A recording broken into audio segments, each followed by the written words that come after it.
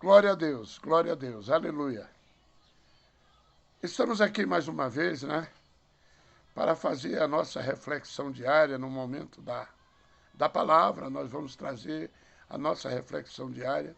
Nós temos um título muito bonito, muito bom. A volta de Jesus é fato. É fato. Não é fake. Não é conto da carochinha. É fato. É fato. A volta de Jesus é fato. Mas essa polêmica da incredulidade das pessoas não acreditarem, vem desde os tempos dos discípulos lá com Jesus, que andavam com Jesus.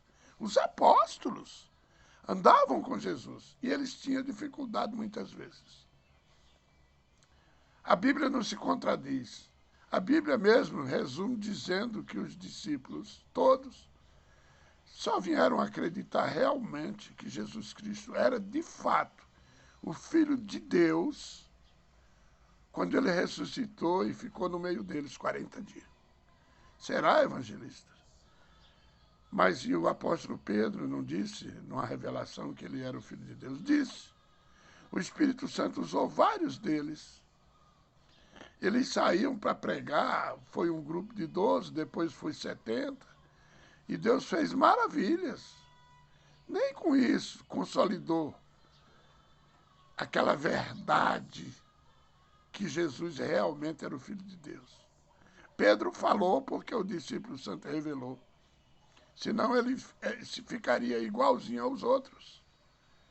Mas o Espírito Santo revelou, ele falou, e ele continuou na dúvida. Ele continuou naquela incredulidade. Ele gostava, amava Jesus. Ele cria em Jesus, que ele via os milagres. Até certo ponto. Mas, mestre, esse negócio de voltar já é mais difícil. Hein? Nós vamos ver aqui um diálogo do capítulo 24 de Mateus, e você vai ver. Porque lá Pedro revelou e Jesus mesmo disse: quem te revelou não foi sangue, não foi carne, não foi você. Foi o Espírito Santo que revelou. Senão, como quem Jesus quisesse dizer, senão você não sabia quem sou eu. Mas parece que ele falava, depois dava um sono, dava uma amnésia, melhor dizendo, e esquecia de tudo. Pois ele chegou a mentir, porque quem sabe que Jesus é o Filho de Deus, quem sabe que Jesus Cristo é o Filho do Deus vivo, mas não abandona o pé, não larga o pé. Pois é Deus. Se Deus não pode fazer alguma coisa por você, quem é que vai fazer? Me diga. Se você acreditar em Deus de fato, que ele vai voltar, de fato, a sua fé vai ser renovada a cada dia. A mudança de vida acontece depois que nós fazemos isso, que nós cremos no nosso coração e confessamos com a nossa boca. Não é mesmo? Vamos para o texto, né? Mateus 24. E quando Jesus ia saindo do templo, aproximaram-se dele os seus discípulos para lhes mostrarem a estrutura do templo. Jesus, porém, lhes disse: não vedes tudo isto? Em verdade vos digo que não ficará aqui pedra sobre pedra que não seja derrubada. E estando assentado no Monte das Oliveiras, chegaram-se a ele os seus discípulos, em particular, dizendo: dize-nos, quando serão essas coisas? E que sinais haverá da tua vinda e do fim do mundo? E Jesus respondendo disse-lhe: acautelai-vos, que ninguém vos engane, porque muitos virão em meu nome, dizendo eu sou o Cristo, e enganarão a muitos.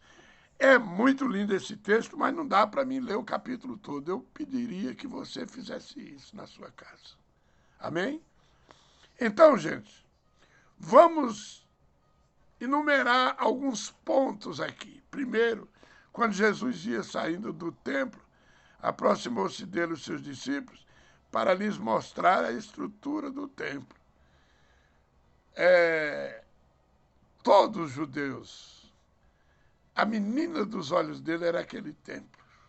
Era o templo. Era o templo. Porque um dia Salomão construiu esse templo. Jesus disse, vai ser derrubado. Ó, esquecer. Primeiro, já paramos aqui para ver como é veraz, como é verdadeiro, como é fato, tudo que Jesus falou. Quem diria que um dia aquele templo ia cair por terra?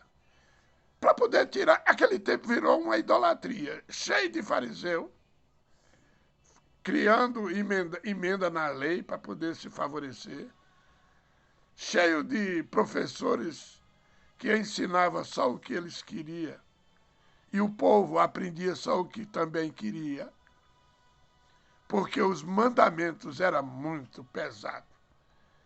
Deus chega a dizer, os meus mandamentos não são pesados. Em outras palavras, pesado é o coração de vocês, que não aceita minhas palavras. Então, Jesus fala para eles, aqui não vai ficar nada. Não vai ficar pedra sobre pedra. Você nota pelo tom de voz de Jesus que, pelo menos, Jesus não idolatrava tanto aquele templo. Não existia mais a arca. Não existia mais a presença de Deus. Porque não fazia mais sentido. Deus agora estava em carne e osso, andando conosco. Emmanuel, o Deus conosco. Jesus, porém, disse isso, que não ficava pedra sobre pedra. E olha só o versículo 3. Aqui talvez nós paramos. Esse ponto aqui, gente. Esse ponto aqui é interessante. Olha só.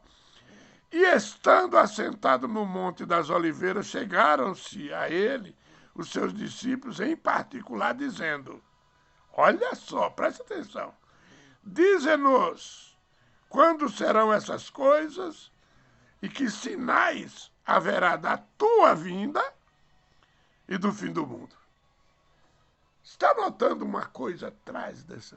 Não era bem assim que eles queriam perguntar. Eles não acreditavam na vinda de Jesus. Mas já que Jesus estava falando que ia voltar, é como se eles dissessem assim, ó, seria o mais certo, pela incredulidade que eles tinham.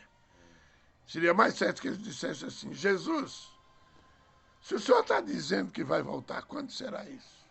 Aí sim. Mas eles afirmam como se eles estivessem acreditando na volta de Jesus. E eles não estavam. Ninguém estava. Até porque não era maldade deles, no coração deles. A Bíblia diz que Deus fechou os olhos dos judeus.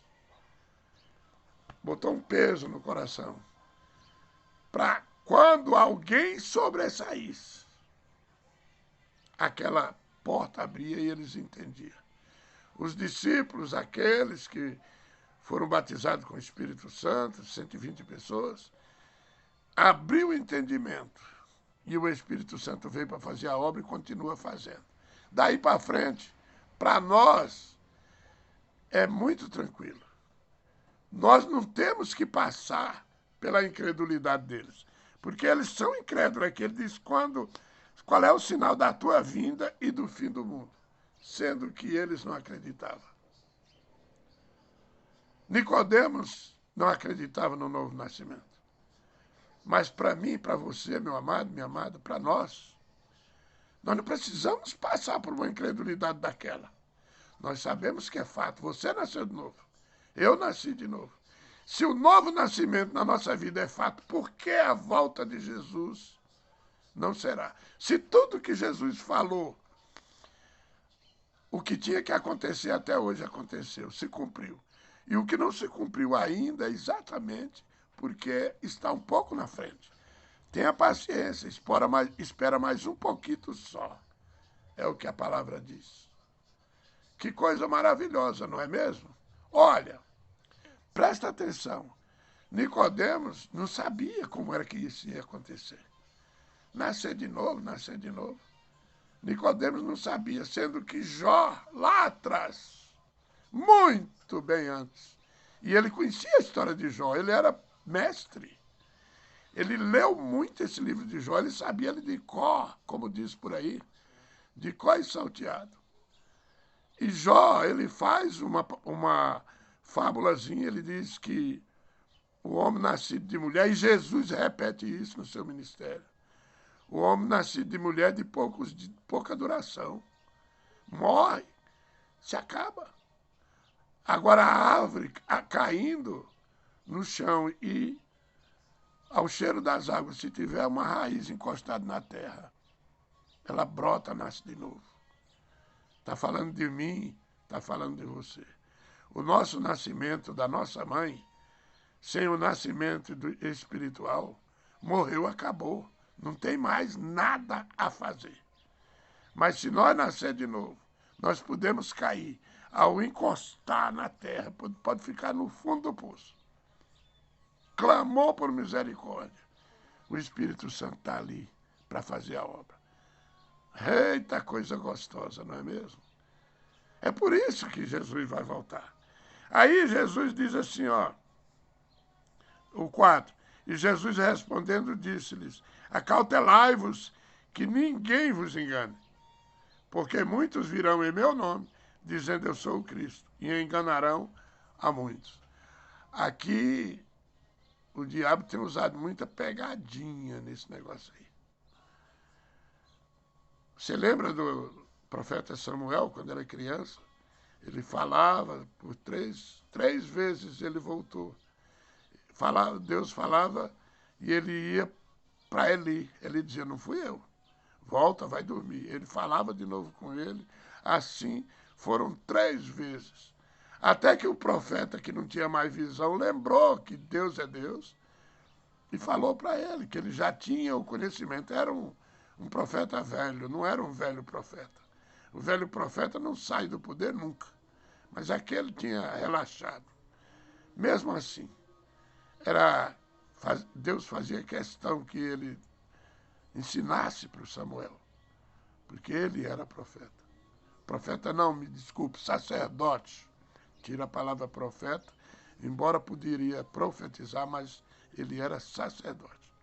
Então, ele diz para ele que quem falou com ele foi Deus, agora você fala, quando ele vier, fala, mestre, fala, Senhor, teu servo ouve. A Bíblia diz que Samuel não entendia ainda a voz do Senhor. Ele já tinha falado 3 vezes. Nós precisamos buscar intimidade com nosso Pai. Nós temos que aprender a ouvir a sua voz. Ele diz, se ouvires a minha voz, não endureça o vosso coração. E muita gente está endurecendo porque não sabe que voz é. Primeiro, vamos discernir a voz do nosso Deus. É fácil. Como é que eu faço isso, evangelista? Você não tem uma Bíblia aí, não? Se você não tem, por favor, em nome de Jesus, compre uma. Eu sei que no celular você pode baixar, mas eu prefiro mandar você comprar uma Bíblia, porque é um carinho especial e a Bíblia de papel nunca vai ser substituída. Nunca, não adianta. Nunca vai. Tem umas facilidades com o tablet, com o notebook, você faz uma administração bonitinha, arruma lá, mas tem hora que só a Bíblia, que é ali que Deus quer falar. É ali que Deus quer falar. Amém? Glória a Deus. Então, meus amados, a volta de Jesus, depois dessas palavras, você que está aí nos meus contatos, mas você, vamos dizer assim, você ainda não estudou a palavra de Deus, porque não é privilégio do evangelista Francisco ou de pastor fulano, de pastor ciclano. O privilégio é da palavra. Se você buscar na palavra, você vai ter entendimento. Então, agora você entendeu um pouquinho que Jesus vai voltar e que é verdade. É fato, não é fake. Fake é o que o diabo tem colocado na mente das pessoas. Desde que o meu avô já falava isso. Vai voltar quando? O apóstolo Pedro, no tempo dele, as pessoas falavam assim. E Pedro faz um alerta. Olha, o relógio de vocês é outro. O de Deus é um relógio diferente do nosso. 1000 anos para ele é como um dia. E um dia também ele pode fazer coisas que levam 1000 anos. Ele está cuidando de você. Ele está esperando que você faça a boa confissão agora. Diga assim: eu entrego a minha vida ao Senhor Jesus Cristo, porque quando Ele voltar, eu quero ir para o céu, eu não quero ficar. Eu me arrependo dos meus pecados, eu confesso que Ele é o Filho de Deus. Eu não vou fazer como Nicodemos, que fica questionando. Eu preciso nascer de novo, eu quero nascer de novo, e eu sei que eu só nasço de novo se eu aceitar Jesus. Amém, meu querido. Amém. Fez essa oração? Amém. Deus abençoe. Até a próxima.